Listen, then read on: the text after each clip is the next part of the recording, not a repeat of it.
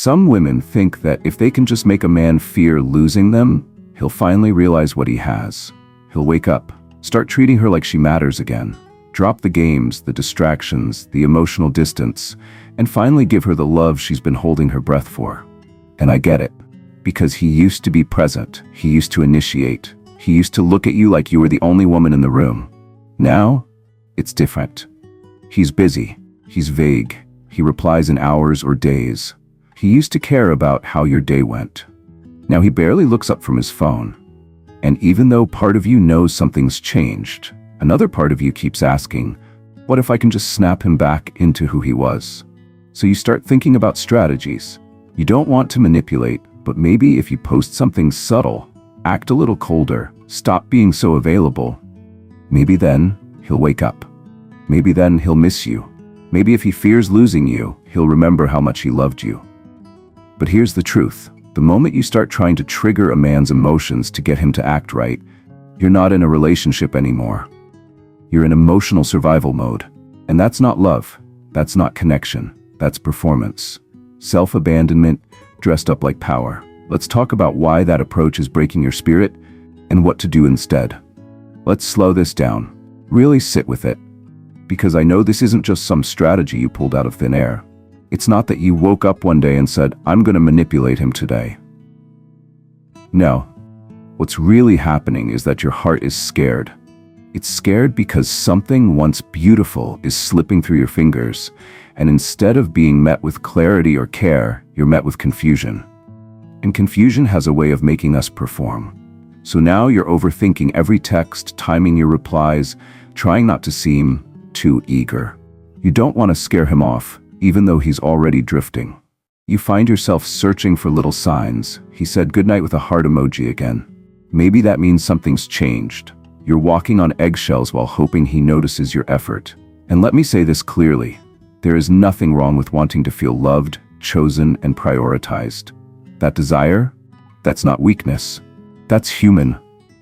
But when your desire to be loved turns into a campaign to earn basic attention, when you start shape-shifting just to feel seen, when you feel like you're constantly auditioning for the role of worthy partner in a show you never agreed to be in, that's not love anymore.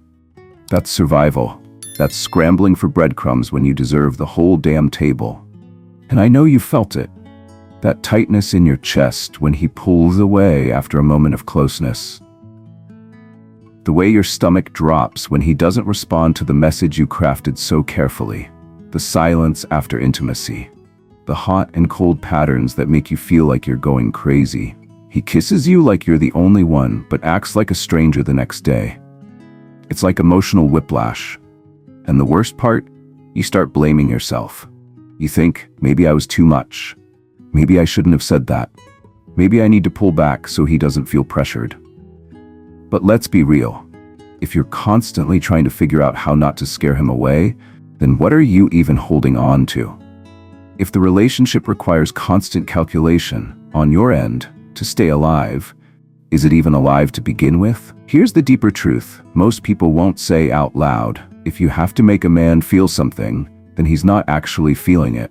Let that sink in. If you have to create a sense of urgency in him, if you have to manufacture fear so that he realizes your worth, then he never saw it clearly to begin with. He was never fully in. And I know that hurts to hear. Because the version of him that was engaged, the one who laughed with you, touched your hand like it meant something, told you he'd never met anyone like you, that version was real too, but it was temporary. And love that's only real sometimes will starve you slowly. So what do you do instead? First, you stop fighting. You stop performing. You stop pouring all your emotional energy into decoding a man who has made himself a mystery. You stop trying to turn passive behavior into a romantic challenge you just haven't won yet. Because this isn't a test. You're not in a competition.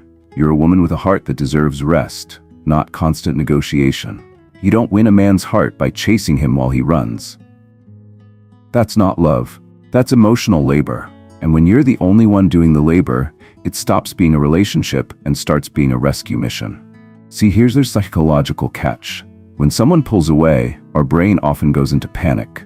It confuses distance with danger. And because you care, you lean in. You offer more. You try to be cooler, quieter, less demanding. You try to earn back what used to be freely given. But in doing so, you start leaking energy. You abandon yourself in hopes that someone will finally choose you. And let me ask you something. Has that ever worked?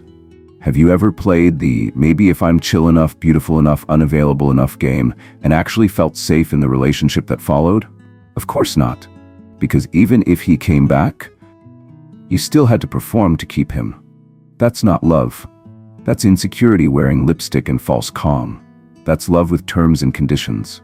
That's you carrying the entire emotional load while he floats in and out as he pleases. And let's talk about that phrase, make him fear losing you. It sounds empowering on the surface, but at its core, it's fear-based manipulation. It's subtle, yes, maybe not malicious, but it's still rooted in the idea that you have to engineer his emotions to be valued. That is not your job. Your job is not to create stakes so he finally takes you seriously. Your job is not to present your worth in a way that finally gets a reaction. Your job is not to be the cool girl with no needs just to keep his interest. Your job is to stay connected to yourself, to your peace, to your clarity, to your values, to your knowing that when someone truly sees you, you won't have to script your every move to keep their attention.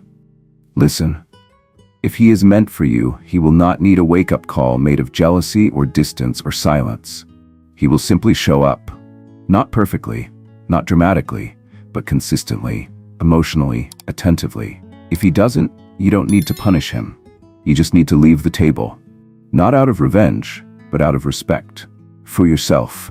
Because when you fight for attention, you don't just exhaust yourself, you teach yourself a terrible lesson. That your worth is conditional, that you are only lovable when you're working for it. And over time, that belief doesn't just affect this relationship, it bleeds into how you see yourself, into your friendships, into your confidence, into your nervous system, which starts to associate love with anxiety, inconsistency, and unspoken rules. And what if I told you it's not your fault you learned this? Most of us were never taught how to spot emotionally unavailable love. We were taught that love is proven by what you endure. That if someone's distant, we just have to be more understanding. That if someone's unsure, we just have to be more patient. But the truth is, love is not earned through endurance. Love is revealed through alignment. You're not here to convince someone to love you. You're here to receive love from someone who already does. And I know that sounds easier said than done, especially when you're still attached, especially when your heart is already in it, when you still see the potential, when you still hope he'll come back to the man he was. But here's what I want you to hear. The version of him that required you to betray your peace to keep him, that version was never sustainable. That was a version of you performing, and him enjoying the performance without ever asking what it was costing you. And you deserve better than a performance. You deserve presence. So no, don't fight for his attention. Guard your peace like it's sacred, because it is. Stay close to the version of yourself that doesn't have to explain her worth, that doesn't have to beg to be prioritized, that doesn't have to study his silences like they're scripture, hoping to interpret what he's too afraid or unwilling to say. When you stop chasing, you give him space to show who he really is. Not who you hope he could be, not who he used to be, but who he chooses to be when you're no longer trying to control the narrative. And if who he is someone who lets you go, then let him. Because I promise you, the right man won't need games. He won't need you to act attached, so he values you. He won't need you to provoke his fear of loss. He will simply recognize your presence as a gift and treat it accordingly. And here's the quiet, steady power in all of this. When you stop fighting for the wrong man's attention, you begin to reclaim parts of yourself you forgot you were losing. You sleep better. You second-guess less. You feel your own energy return. You stand taller. And you begin to attract love that meets you with honesty, effort, and respect, without performance. You are not here to hustle for love. You are here to honor it. And that begins with how you honor yourself. So let's bring it back to you. The version of you who's been trying, who's been patient, who's been loyal to the potential of a relationship that never quite arrived. I'm not here to judge her. I'm here to thank her for caring so deeply, for hoping so honestly, for loving so fully that she was willing to risk being overlooked just to feel seen. But now, it's time to stop shrinking yourself for someone else's convenience. Because you don't need to be more perfect, more silent, more cool, or more mysterious to be loved. You just need to be with someone who's actually ready to love you, fully, freely, without conditions. So no, don't make him fear losing you. That's not your role. Your role is to notice when someone isn't choosing you back, and choose yourself instead. Not out of spite, but out of truth. Because when a man truly values you, you won't need to twist yourself into something smaller just to keep him close. He'll be there. Not because he's afraid of losing you, but because he can't imagine not being by your side. You're not losing a soulmate. You're releasing a struggle that never should have been yours to carry. And if he isn't afraid to lose you without you having to make him, then he was never really holding you in the first place. Let go. Come back to you. That's where the real love starts.